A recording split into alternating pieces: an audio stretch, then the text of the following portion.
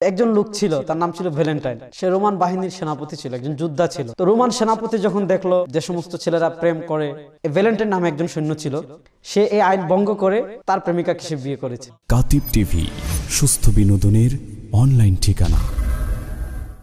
আসসালামু আলাইকুম ওয়া রাহমাতুল্লাহ। বিসমি সুবহানাহু ওয়া সু'দানা ওয়াস সালাতু ওয়াস সালামু আলা জিল মাজদি ওয়াল মাকানাত, আম্মা বাদ। প্রিয় দর্শক, আজকে একটা দিবসকে কেন্দ্র করে কিছু কথা বলার জন্য আমি আপনাদের সামনে উপস্থিত হয়েছি। আমরা সকলেই জানি যে বাংলাদেশের সামনে একটা দিন আসছে 14 ফেব্রুয়ারি, যেটাকে খুব ঘটা করে এবং খুব অনাড়ম্বরভাবে আমাদের দেশে বিশ্ব ভালোবাসা দিবস হিসাবে পালন করা হয়। সে বিষয় সম্পর্কে কিছু কথা বলার জন্য আজকে আমি আপনাদের সামনে উপস্থিত হব। প্রথমত আমাদেরকে যে বিষয় খেয়াল করতে হবে, আমাদেরকে জানতে হবে, ইসলাম একটি সর্বাধুনিক এবং সার্বজনীন ধর্ম। মানুষের জীবনের প্রত্যেকটা ক্ষেত্রে, প্রত্যেকটা কাজে, প্রত্যেকটা আচরণে, প্রত্যেকটা সিচুয়েশনে ইসলাম ধর্ম পরিষ্কার দিক নির্দেশনা দিয়েছে। আমরা সকলেই জানি যে বিশ্ব ভালোবাসা দিবস যখন ছিল না, তখনও কিন্তু মানুষের ভিতর প্রেম ভালোবাসা বেশি ছিল, অশ্লীলতা ছিল না। আমরা জানি যে একজন লোক ছিল, তার নাম ছিল ভ্যালেন্টাইন। সে রোমান বাহিনীর সেনাপতি ছিল, একজন যোদ্ধা ছিল। আর তৎকালীন পৃথিবীতে যুদ্ধই সবচেয়ে বেশি হতো। তো রোমান সেনাপতি যখন দেখলো যে সমস্ত ছেলেরা প্রেম করে, বিয়ে করে, তাদের স্ত্রীরা, তাদের প্রেমিকারা সৈন্যদেরকে যুদ্ধে যেতে দেয় না ঠিক মতো, তখন সে কি করেছে, তার বাহিনীর মাঝে বিবাহকে নিষিদ্ধ করে দিয়েছে। বিবাহকে নিষিদ্ধ করার পর ভ্যালেন্টাইন নামে একজন সৈন্য ছিল, সে এই আইন ভঙ্গ করে তার প্রেমিকাকে সে বিয়ে করেছে। তো সেনাপতির কাছে যখন এই সংবাদ পৌঁছেছে যে তার এক সৈন্য তার অজান্তে তার হুকুম অমান্য করে তার প্রেমিকাকে সে বিয়ে করেছে, তখন সে তাকে হত্যা করেছে। হত্যা করার পর তৎকালীন পৃথিবীর মানুষ সবাই এই দিনটাকে ভালোবাসা দিবস হিসেবে স্মরণ করেছে। তো এখানে প্রিয় দর্শক, প্রথম যে কথা বলবো, এটা একটা রোমান সংস্কৃতি, মুসলমানদের সংস্কৃতি না। দ্বিতীয় কথা, যে ইসলাম মানুষকে পবিত্র ভালোবাসার প্রতি উৎসাহ দিয়েছে। অশ্লীলতা, পাপাচার যে কাজ রয়েছে সেগুলো থেকে বিরত রাখার নির্দেশ দিয়েছে। এবং ইসলাম বিবাহের পর একজন স্ত্রী তার স্বামীকে এবং একজন স্বামী তার স্ত্রীকে সর্বোচ্চ পর্যায়ের ভালোবাসার নির্দেশ প্রদান করেছে।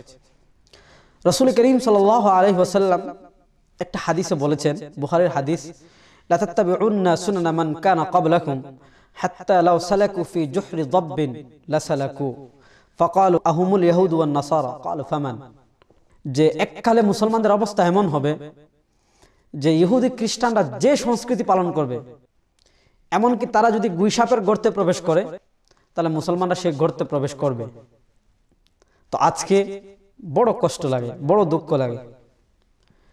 আজকে আমরা দেখি পত্রপত্রিকায় প্রতিদিন ধর্ষণের ঘটনা, প্রতিদিন খুনের ঘটনা।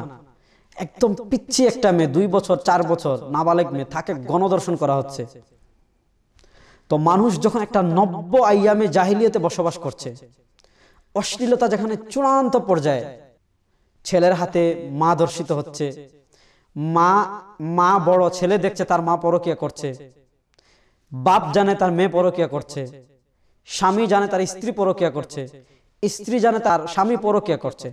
অর্থাৎ আমাদের সমাজ ব্যবস্থা যখন তুমুলভাবে ভেঙে পড়েছে, এমন পরিস্থিতিতে এসে খুবই কষ্ট লাগে যে 92% একটা মুসলিম দেশে কিছু কথিত মিডিয়া এই দিনকে, এই বেহায়াপূর্ণ একটা দিনকে খুব সুন্দর করে উপস্থাপন করে।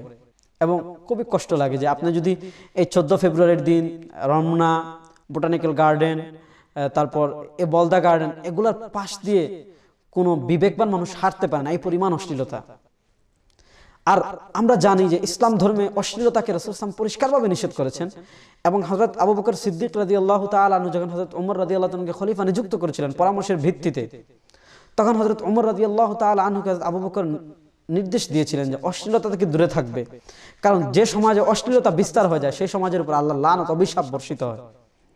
তো এজন্য আমি সচেতন অভিভাবক মহল, তাদের কাছে অনুরোধ করব যে আপনি দেখুন, আপনার মেয়ে, আপনার বোন একজন নারী, ইসলাম নারীকে সর্বোচ্চ মর্যাদা দিয়েছে, সে অবৈধ পথে নিজের জীবনকে, নিজের মহামূল্যবান সম্ভ্রমকে কথিত ভালোবাসার নামে একদিনে বিসর্জন দিচ্ছে।